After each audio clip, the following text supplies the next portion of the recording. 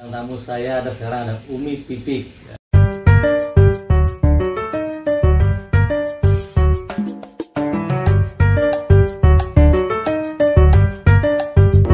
Alhamdulillah Umi ya, makasih ya banyak ya. Sama Om. Oke. Ketutup apa sudah ketutup? Ya itu dah, ketutup semuanya, jadinya ketutup semua nih. Bibik sekarang ketutup. Ketutup. Oke. Nih kita melanjutkan tadi. Keputusan Umi memakai cadar itu kan tadi kan udah dijelaskan. Ujiannya ada nggak sih? Pasti nggak Ada. mungkin nggak orang nggak diuji. Semua orang akan diuji dengan ujiannya masing-masing ya. Nggak mungkin orang hidup di dunia ini nggak dapat ujian dari Allah, itu nggak mungkin banget. Apalagi orang-orang yang memutuskan untuk hijrah itu sudah pasti kedepannya akan ada ujian. Karena kan Allah ingin melihat hijrah saya ini benar-benar karena Allah, atau hijrahnya karena makhluk, atau karena pekerjaan, atau karena apapun gitu. Kan niat hanya Allah saja yang tahu gitu kan. Makanya kita harus kasih niat, terbaiki lagi niatnya gitu kan. Jadi ujiannya ada pasti Om, karena hijrah itu kan meninggalkan dan pasti akan ditinggalkan. Kita meninggalkan sesuatu yang Allah tidak suka, ya kan? Karena dalam hadis dikatakan bahwa orang-orang yang berhijrah itu meninggalkan sesuatu yang Allah benci gitu. Jadi meninggalkan dan sudah pasti akan ditinggalkan. Ya benar ditinggalin gitu kan. Jamaah jadwal tiba-tiba di cancel semua karena melihat saya pakai cadar, dipikir aliran apa nih gitu kan. Jadi mungkin terlalu ekstrim lah atau aliran apalah gitu, padahal nggak ada hubungannya gitu. Ini sebagai pakaian takwa saya aja gitu, pakaian rasa malu diri saya saja kepada Allah gitu. Pengen semuanya hanya dilihat oleh Allah saja gitu kan. Hijrah kita sudah pasti semua ingin mencari ridhonya Allah kan gitu.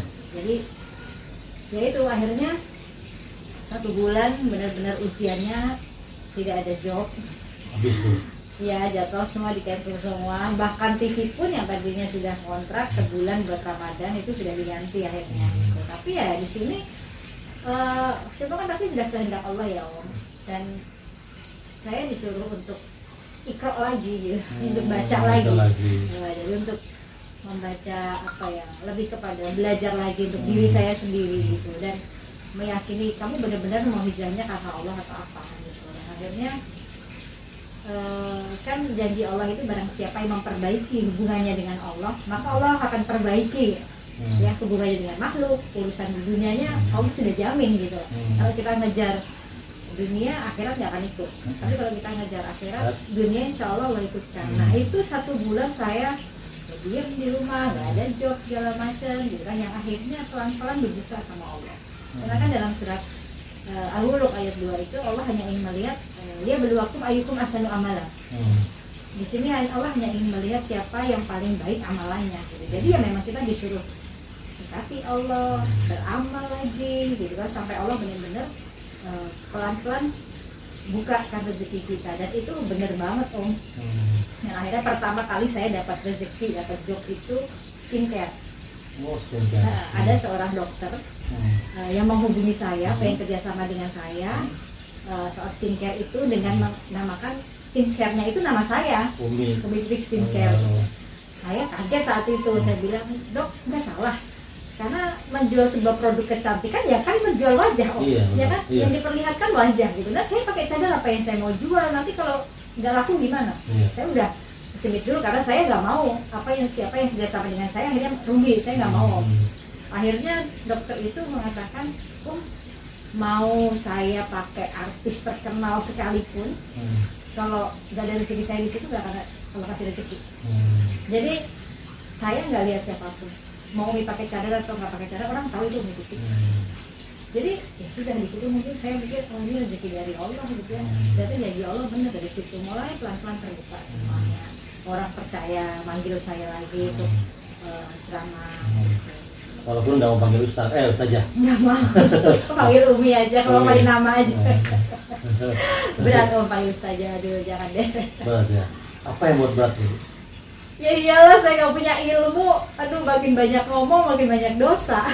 Ya, tapi kan Umi sudah termasuk juga wilayah itu termasuk dakwah itu termasuk, bukannya itu udah masuk wilayahnya Ustazah untuk berdakwah. Iya, tapi saya belum menjadi belum ada kategori saja dalam diri saya, jadi udah saya panggil saya Umi Tipik aja. Karena ya saya memotivatori lebih kepada anak-anak muda yang pada pengen hijrah, dan ternyata banyak sekali gitu. Kadang ada yang bertanya ke saya, Umi saya mau pakai cadar kayak Umi, dan pakai cadarnya jangan karena saya, semua karena Allah. Enggak, tapi kan karena saya pikir Umi aja bisa, kenapa saya enggak? Jadi ya alhamdulillah kalau menjadi asbab orang ingin sama-sama hijrah gitu. Karena kan buat saya hijrah itu jadikan diri kita jauh lebih baik dari kita yang kemarin, bukan merasa diri kita akhirnya menjadi paling baik dari orang lain. Itu buat saya hijrah itu seperti itu. Jadi pakaian cadar saya seperti ini aja belum menjamin diri saya masuk surga kan gitu. Jadi hijrahlah ya karena kamu kepengen mengenal Allah, hijrahlah karena kamu pengen dilihat Allah, hijrahlah karena kamu pengen dapat ridho Allah. Kalau untuk pakai cadar bukan urusan fisik ya, karena kan Allah tadi katakan bahwa Allah tidak melihat rupamu, Allah tidak melihat pakaianmu, Allah tidak melihat hartamu, jabatanmu sekalipun, tapi Allah melihat hati dan amalmu. Jadi saat saya memutuskan seperti ini, ada pengalaman saat saya ceramah di salah satu majelis taklim, dan itu ada nenek-nenek, udah ibu-ibu lah ya, udah mungkin umurnya udah 65 ke atas. Dia bertanya kepada saya saat itu di tempat umum, dia bertanya, Umi, kalau Umi pakai cadar, ya bener lagi Umi bilang, Umi pakai cadar karena Umi cantik gitu. Nah kayak saya nenek-nenek pakai cadar, yang ngelihat juga nggak ada yang nafsu kan gitu. Lalu saya jawab dengan kebodohan saya jawab, maaf Ibu, cadar, kita pakai cadar itu bukan urusan fisik kita cantik atau enggak, karena Allah nggak melihat rupa kita. Saat seorang ibu kepengen memakai cadar, walaupun ibu dan nenek-nenek kata ibu seperti itu, tapi saat mengutarakan keinginan itu ya, ibu bilang bahwa saya ini udah nenek-nenek, nggak mungkin ada laki-laki yang nafsu lihat saya kan gitu. Saat itu setan itu mampu menggoda manusia dengan caranya. Jadi ibu dibikin cantik, saat ada laki-laki melihat ibu tiba-tiba, nenek itu cantik banget, itu bisa saja. Betul nggak? Ya, jadi itu bukan pakai cadar bukan masalah fisik, kan Allah nggak lihat. Dan ingat bahwa setan punya berbagai macam cara buat menggoda manusia, buat merampas iman-iman manusia. Karena setan juga berdakwah, Om. Dakwahnya yang merenggut iman-iman manusia, gimana caranya supaya manusia itu nggak taat sama Allah. Cukup lama ya Umi berpikir untuk bisa berhijrah itu apa namanya cadar. Lama ya. Cukup lama. Mungkin dulu mungkin waktu ada zamannya almarhum Adam sudah ada niat nggak untuk belum ada niat. Tapi almarhum pernah dulu jadi umroh pertama kali tahun 2000 waktu itu. Enggak, 2002. 2002 setelah lahir Adiba saya umroh sama beliau, pertama kali saya umroh, dan itu ribut di sana. Ribut. Berantem sama askar beliaunya gitu, karena saat itu kalau di sana itu kan Om masuk di imigrasi, terus askar-askarnya sana itu kan kalau melihat wanita tuh gimana gitu ya, dan saat itu ya mungkin saya dilihatin terus bagaimana, jadi akhirnya aku marah gitu, karena dia marahin saya, makanya pakai cadar gitu. Tapi saat itu saya bilang, saat itu saya melihat bahwa cadar itu antar gitu, saya nggak punya ilmu untuk saya pakai cadar gitu. Ternyata itu persepsi yang salah gitu, bahwa pakai cadar nggak harus kita berilmu dulu, tapi bahwa ini adalah sebuah konsekuensi saya sama Allah, bahwa saya sudah nggak kepengen memusingkan penilaian manusia gitu. Karena kan ada orang yang berhijrah tapi ribet sendiri dengan omongan orang gitu. Ya kan? Banyak sekali yang curhat ke saya, gimana ya saya pakai cadar tapi saya diomongin ninja lah, apalah segala macam, lebay lah gitu. Saya gimana istiqomahnya? Ya saya akhirnya jawab bahwa saat kamu berhijrah, yakinkan bahwa kamu hijrahnya untuk siapa? Untuk Allah atau untuk mendapatkan penilaian makhluk? Kalau kamu hanya mementingkan bahwa hijrah kamu supaya dipuji makhluk, dinilai makhluk, kamu akan dipusingkan dengan pakaian sendiri. Jadi selama Umi bercadar itu ujiannya nyari aja, kehilangan pekerjaan. Kehilangan pekerjaan ya. Ditinggalkan, kadang teman-teman yang ngerasa di sok soleha banget ditinggalin. Tapi kan akhirnya di situ kan Allah saring kan.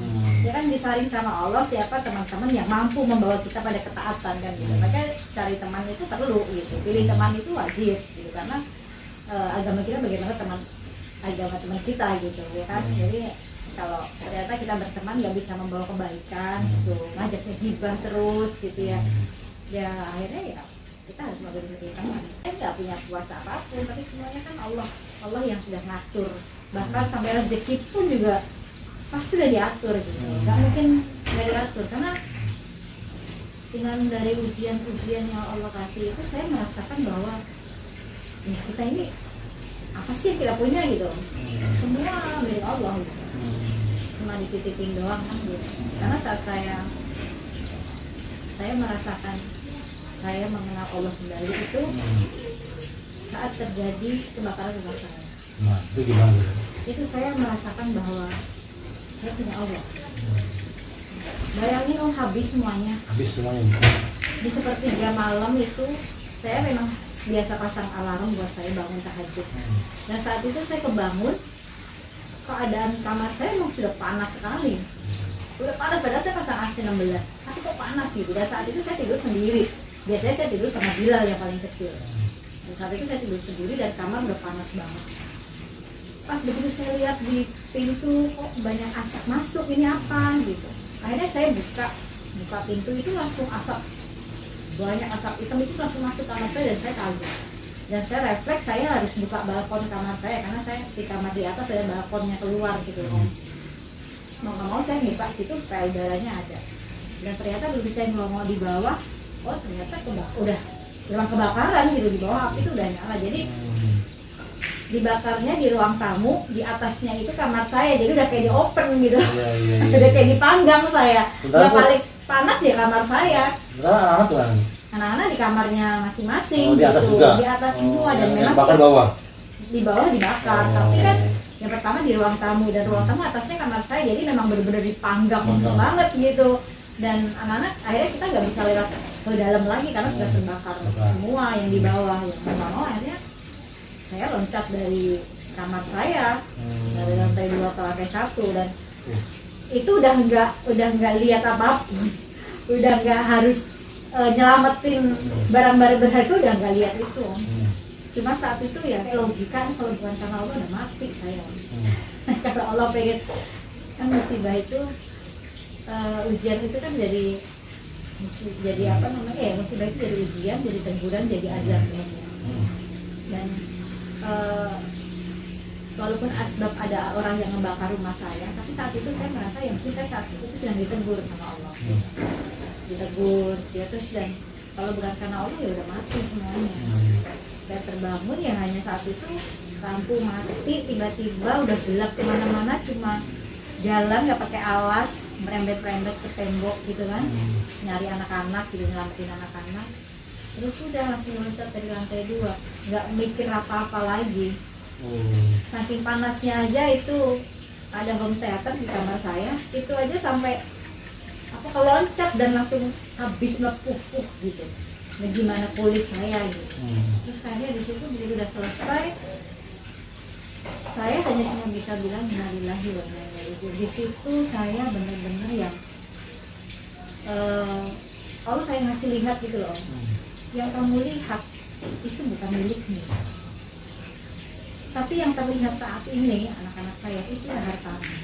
Dan di situ saya yang masih merasa bersyukur sekali anak-anak saya selamat semuanya.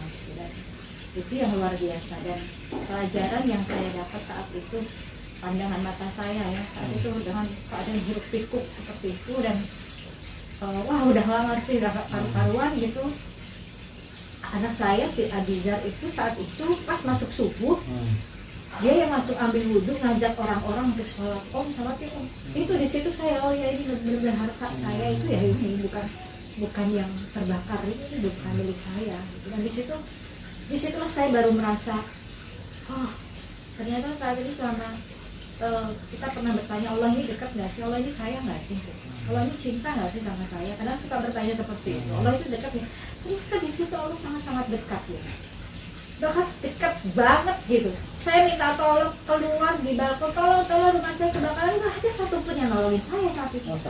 tidak ada yang ya karena jam segitu orang masih terlelap tidur dan ya. Rumah saya itu tetangganya itu rumahnya udah besar-besar dan kayak yang mungkin nggak kedengeran apa gimana dan memang kita masing-masing gitu dan akhirnya belum ada orang yang nolongin dan disitulah ya, itu lompat ya jangan satu lumayan tinggi ya ini ya nggak langsung lompat sih, saya lompat dulu ke kanopi yang ada kanopi dari kanopi baru lompat semua anak juga sama gitu semuanya gitu dan itu ya udah pasrah aja dan disitulah saya dapat pelajaran yang luar biasa bahwa apa namanya Allah itu sangat dekat dan dari situ nol benar-benar nol tidak uang saat itu benar-benar gak punya uang karena dompet semua terbakar dan ya benar-benar gak ada uang dan kalau saya harus jujur di ATM saya saat itu tinggal 5 juta aja dan saat itu saya harus bayar gini jadi benar nol sekarang dan ternyata apa ya pelajarannya saat kita merasa diri kita sombong di atas langit masih ada langit ya. Dan Allah mampu merubah 180 derajat tuh bisa gitu dan itu benar-benar dibikin nol yang saat itu saya cuma mikir ya Allah nanti tinggal di mana ya Allah wah itu banyak sekali pertanyaan cuma akhirnya terserah Allah aja deh kalau mau manusiawinya keluar ngambil bendera om dadah kameranya ya Allah dan ya Allah saya udah gak kuat kan gitu ya kalau manusianya gitu harus dadah di kameranya ya Allah apalagi ini cukup dong gitu tapi ya ini dijalanin aja pelan-pelan ya semua udah garis tangannya Allah kan karena kebaikan itu semua pasti datang dari Allah keburukan pasti ulah dari manusianya sendiri dan saat itu menurut saya lebih banyak muhasabah apa yang sudah saya lakukan maksiat apa yang saya kerjakan amal apa yang saya tinggalkan kan jadi lebih banyak ke muhasabah diri sendiri aja bertanya saya ada buku judul bukunya Kenapa Aku karena kalau manusiawinya keluar gitu ya nalarnya udah gak ada nalar lagi nanya ke Allah ngasih bendera ya Allah udah dong saya gak kuat nih kok berturut-turut pasti kan gitu ya kenapa aku tuh dan ya itu buat saya akhirnya saya sadar bahwa apa ya kepengen dicintai sama Allah ya mesti diuji dulu kan ya Allah nggak mungkin mencintai kita kalau kita nggak dikasih ujian jadi Allah saat mencintai hambanya itu Allah akan kirimkan malaikat akan mengirimkan sebuah hadiah dan hadiah itu yang bernama ujian gitu kalau kita mau dapat hadiah ya kan pasti kita diuji dulu oleh Allah semua anggota tubuh kita pun hijrah menuju ke jalur taat gitu matanya diajak hijrah telinganya mulutnya yang tadinya sebelum hijrah gibah mulu ya udah berarti harus ditinggalkan kan dia udah mengklaim hijrah bukan hanya sebatas ganti pakaian aja gampang kalau hijrahnya cuma pengen ganti pakaian aja sih gampang sekali tapi bagaimana hijrah itu kita menjadikan diri kita jauh lebih baik dari kita yang dulu dan hijrah kita bukan menjadikan diri kita akan merasa lebih baik dari orang lain karena kalau kita sudah hijrah akan tertata hati kita akan lembut lagi gitu ya dan kita tidak akan pernah memberikan kesempatan anggota tubuh kita 24 jam saja itu untuk bermaksiat matanya maksiat telinganya gibah itu kita nggak akan pernah mau memberikan kesempatan itu gitu. Jadi ya jangan ragu gitu dan jangan ragu bahwa nanti setelah hijrah rezeki kita akan kehilangan rezeki akan kehilangan pekerjaan gitu karena Allah maha kaya kadang kita mikirin gimana nih masa depan kita gimana rezeki kita padahal masa depan kita ada di tangan Allah rezeki kita pun sudah ditanggung Allah jadi yang harus kita pikirkan sebenarnya bagaimana Allah ini ridho kepada sama kita jadi itu yang harus jadi dasar hijrah kita cari ridhonya Allah